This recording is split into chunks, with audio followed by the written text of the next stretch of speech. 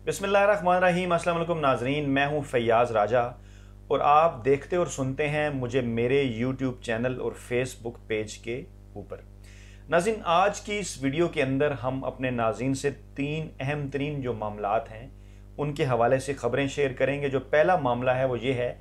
आपसे एक intelligence report में शेयर करूँगा और वो इंटेलिजेंस रिपोर्ट ये है कि पाकिस्तान में आइंदा इलेक्शन अभी अगर होते हैं या मुकर्रर वक्त के ऊपर अगर होते हैं कुछ अरसे बाद,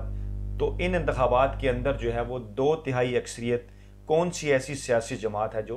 हासिल कर सकती है। जो दूसरा बड़ा मामला है वो मामला ये है कि कौन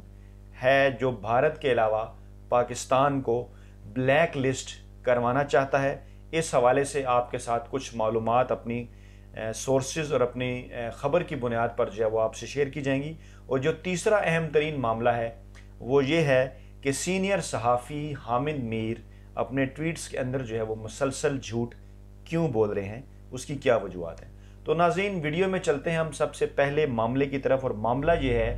कि हुकूमत पाकिस्तान को, वज़ीर-ए-आज़म पाकिस्तान को एक इंटेलिजेंस रिपोर्ट जो है वो शेयर की गई है हमारी मालूमात के मुताबिक। और ये इंटेलिजेंस रिपोर्ट जो है वो हुकूमत के कहने पर तैयार की गई और इंटेलिजेंस ब्यूरो की जानिब से ये रिपोर्ट जो है वो तैयार की गई और हुकूमत के साथ शेयर की गई। और हुकूमत की जानिब से इंटेलिजेंस ब्यूरो से ये पूछा गया था कि अगर पाकिस्तान के अंदर जो है वो मिड टर्म इलेक्शन होते हैं तो इन मिड टर्म इलेक्शन के अंदर कौन सी जो सियासी जमात है वो इस वक्त आगे नज़र आ रही है। तो नाज़रीन, इंटेलिजेंस ब्यूरो की जो रिपोर्ट है, जो रिपोर्ट हुकूमत पाकिस्तान से शेयर की गई है, वो ये है कि पाकिस्तान के अंदर अगर मिड टर्म इलेक्शन होते हैं मुकर्रर मुद्दत से पहले, तो पाकिस्तान तहरीक इंसाफ इस वक्त तमाम सियासी जमातों की निस्बत जो है वो कहीं आगे खड़ी है। और इस बात के इम्कानात जो हैं वो अदाद शुमार की रोशनी के अंदर मौजूद हैं कि पाकिस्तान तहरीक इंसाफ को 2018 के इंतखाबात की निस्बत अब अगर मिड टर्म इलेक्शन हो तो ज़्यादा नशिस्तें मिल सकती हैं। और इस बात का भी इम्कान है कि अच्छे उम्मीदवार खड़े करने के बाद और अच्छी पार्टीज़ के साथ एडजस्टमेंट करने के बाद ये जो तादाद है 2/3 अक्सरियत तक भी जो है वो पहुँच सकती है। नाज़रीन, दबे लफ्ज़ों में इस बात का इजहार भी किया वज़ीर-ए-आज़म इमरान खान ने आज अपने एक इंटरव्यू में, और उन्होंने यकीनन लोगों को चौंका दिया। लोग उनसे सवाल भी पूछने लगे। उसी इंटरव्यू के अंदर मौजूद सहाफ़ी ने उनसे सवाल भी पूछा कि आप एक मरतबा पहले भी कह चुके हैं कि आप इक़्तिदार कुर्बान कर देंगे लेकिन NRO नहीं देंगे। आज आप ये कह रहे हैं कि आप इलेक्शन में भी जाने के लिए तैयार हैं और NRO के अलावा जो है वो आप सब कुछ जो है वो कर सकते हैं, NRO नहीं दे सकते, यहाँ तक कि आप इलेक्शन भी जो है वो करवा सकते हैं। तो क्यों आपने ये बात की? इस बात के जवाब में इमरान खान ने ये कहा कि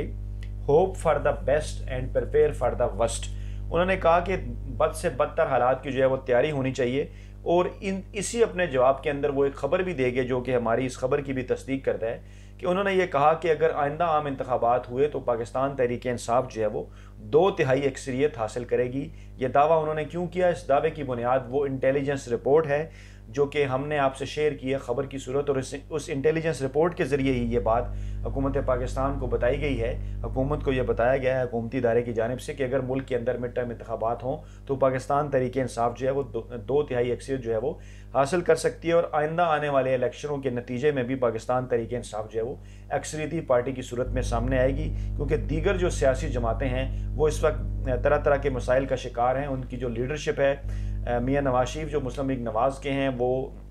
लंदन बैठे हुए हैं मुल्क से बाहर। मरीम नवाज़ जो हैं वो नातजर्बाकार हैं, पार्टी के अंदर जो है रिफ्ट है। इसी तरह पीपल्स पार्टी के हवाले से बात की जाए तो वो सिर्फ सिंध तक महदूद है और उनकी गवर्नेंस के ऊपर भी बेपनाह सवालात हैं। और आसफ जरदारी भी सेहत के मुख्तलिफ मसाइल का शिकार हैं और बिलावल भुट्टो की जो लीडरशिप है वो भी इतनी तजर्बाकार नहीं। और बाकी रही पार्टियाँ तो वो खासी पीछे जो हैं वो खड़ी नज़र आती हैं। नाज़रीन, दूसरा मामला ये है कि इसी इंटरव्यू के अंदर इमरान खान ने आज ये भी जिक्र किया, जिस इंटरव्यू के मुतालिक मैं आपको बता रहा हूँ कि किस तरह मियाँ नवाज शरीफ ने जो है वो माजी के अंदर बाज़ पाकिस्तानी जजों, पाकिस्तानी जर्नैलों और मीडिया के कुछ लोगों यानी सहाफ़ियों को उनको मुख्तलिफ़ किस्म के तवाइफ देकर जो है वो उन्हें काना किया। इमरान खान ने लफ्ज़ काना यूज़ किया, जिसे पंजाबी में कहते हैं काना करना। तो इमरान खान ने यह दावा किया और हक़ाइक़ भी हमें यही बताते हैं कि माजी में जब मियाँ नवाज शरीफ की जो है वो पंजाब के अंदर हुकूमत थी, वज़ारत आलम کی صورت میں، اور اس کے بعد جب ان کے پاس پرائم منسٹرشپ تھی 90 کی دہائی کے اندر میں، تو انہوں نے اپنے جو حامی جو ان کے تھے ججز تھے، اور اسی طرح سے جو میڈیا کے اندر انہوں نے حمایت حاصل کرنے کے لیے، اور جرنیلوں کے اندر بھی انہوں نے اپنے بندے ڈھونڈنے کے لیے حمایت حاصل کرنے کے لیے وہ ججوں، جرنیلوں اور صحافیوں کو جو ہے وہ طوائف سے ان کو جو ہے وہ گفٹس دے کر، انہیں تحائف دے کر جو ہے وہ انہیں نوازنے کی کوشش کرتے رہے۔ اور اسی معاملے کو اگر لنک کیا جائے دوسری خبر کے ساتھ، تو دوسری خبر یہ ہے کہ کون سی ایسی قوت ہے جو کہ بھارت کے علاوہ، بھارت کی تو یہ خواہش ہے کہ پاکستان FATF سے بلیک لسٹ ہو جائے، لیکن آج جو ہے وہ اجلاس سے خوشخبری آئی، پاکستان جو ہے وہ اس کو تقریباً 4 ماہ کا جو ہے وہ اور وقت مل گیا، اور اپریشیٹ کیا FATF نے پاکستان کو کہ 27 میں سے 21 جو نکات ہیں ان کے اوپر پاکستان نے عمل درآمد کر لیا ہے، اور اب صرف 5 نکات جو ہیں وہ ایسے 5 یا 6 نکات ایسے باقی رہ گئے ہیں جن کے اوپر پاکستان نے فروری تک جو ہے وہ عمل کرنا ہے، اور پھر فروری میں اس بات کے قطعی چانسز ہیں، اس بات کے قوی امکانات ہیں کہ پاکستان جو ہے وہ وائٹ لسٹ میں دوبارہ سے شامل ہوگا، گرے لسٹ سے نکل کے، جبکہ بھارتی میڈیا کے اندر پروپیگنڈا کیا جا رہا تھا کہ پاکستان جو ہے وہ شاید بلیک لسٹ میں چلا جائے۔ اسی طرح پاکستان کے اندر بھی موجود ایسی قوتیں ہیں، سیاسی عناصر، اپوزیشن کی جماعتوں کے اندر ایسے لوگ ہیں جو کہ جلسے جلوسوں کے ذریعے ملک کے اندر حالات خراب کر کے اس قسم کا تاثر دینا چاہتے ہیں، جن کی سپورٹ بھارتی میڈیا کے ٹرینڈز نے بھی کی کہ پاکستان میں کسی قسم کی کوئی خانہ جنگی ہے۔ ان کی بھی یہ خواہش ہے، صرف اپنا ذاتی مال و دولت سے بچانے کے لیے اور کرپشن کیسز سے نجات پانے کے لیے، کہ معاملہ کچھ اس طرح سے ہو کہ یہ جو میلہ سجا ہوا ہے، یہ میلہ جو ہے وہ ایک دم سے اجڑ جائے، یعنی خدا نہ خواستہ جو ہے اس حکومت کے دور میں پاکستان کو اگر بلیک لسٹ قرار دے دیا جائے تو حالات اتنے خراب ہوں گے کہ ملک جو ہے وہ کسی نئی سیاسی قیادت یا کسی نئے الیکشن کی طرف جا سکتا ہے، عوام کے اندر جو ہے وہ بے چینی پیدا ہوگی۔ تو اس صورت میں اس طرح سے بھارت کے ساتھ ساتھ جو اس وقت اپوزیشن کی سیاسی جماعت، جس میں پاکستان مسلم لیگ نواز اور ان کا بیانیہ آپ کو نظر آ رہا ہوگا میاں نواز شریف کی تقریروں سے، ان کی بھی یہ خواہش ہے کہ پاکستان کسی طرح سے جو ہے وہ بلیک لسٹ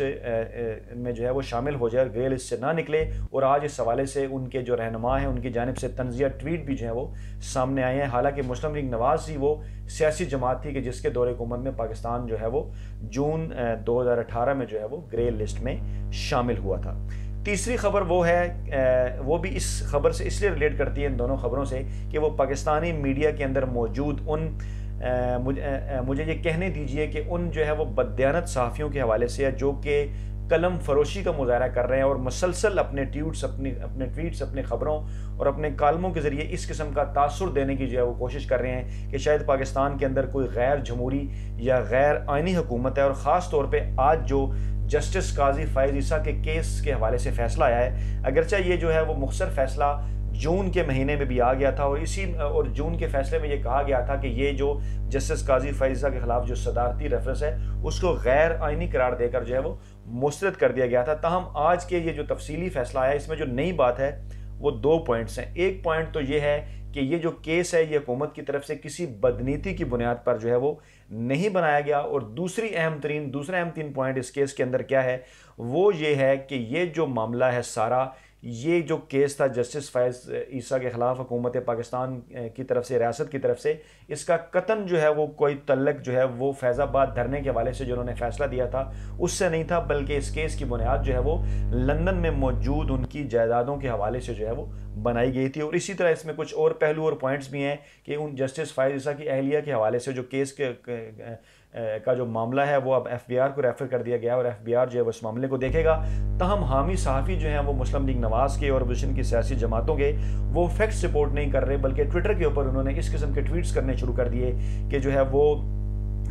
صدر جو ہے وہ عارف علوی انہیں ریزائن کرنا چاہیے، اور یہ جو ریفرنس ہے اس ریفرنس کے اوپر جو ہے وہ جو وزیر قانون ہیں انہیں بھی ریزائن کرنا چاہیے، کیونکہ ان کے اس ریفرنس کی وجہ سے جو ہے وہ حکومت کی، صدر پاکستان کی اور وزیر اعظم پاکستان کی سبکی ہوئی۔ حالانکہ اس اگر سارے تفصیلی فیصلے کو پڑھا جائے تو اس تفصیلی فیصلے کے اندر جو 2 اہم ترین باتیں ہیں جو میں نے آپ سے شیئر کی، کیونکہ مختصر فیصلہ مسترد قرار دینے کا تو پہلے بھی آ چکا تھا، یہ نئی بات نہیں ہے۔ نئی بات صرف اور صرف یہ ہے کہ یہ ریفرنس سپریم کورٹ کے مطابق حکومت کی جانب سے کسی بدنیتی کی بنیاد پر دائر نہیں کیا گیا، اور دوسرا یہ جو ہے وہ فیض آباد دھرنا اس کی بنیاد نہیں تھی، جسٹس قاضی فائز عیسیٰ کو جو فیصلہ تھا وہ اس کی بنیاد نہیں تھا، بلکہ اس کی بنیاد لندن میں موجود جو ہیں وہ ان کی جائیدادیں ہیں۔ تو ناظرین، آج کی لیٹسٹ ویڈیو کے اندر ہم نے یہ 3 اہم ترین نکات جو ہے وہ آپ کے ساتھ شیئر کیے، 3 اہم ترین معاملات آپ کے ساتھ شیئر کیجئے۔ ہمارے چینل کو سبسکرائب کیجئے اور کمنٹس کے اندر ہمیں اس ویڈیو کے اوپر فیڈ بیک بھی دیجئے۔ اپنا بہت خیال رکھیے گا۔ اللہ حافظ۔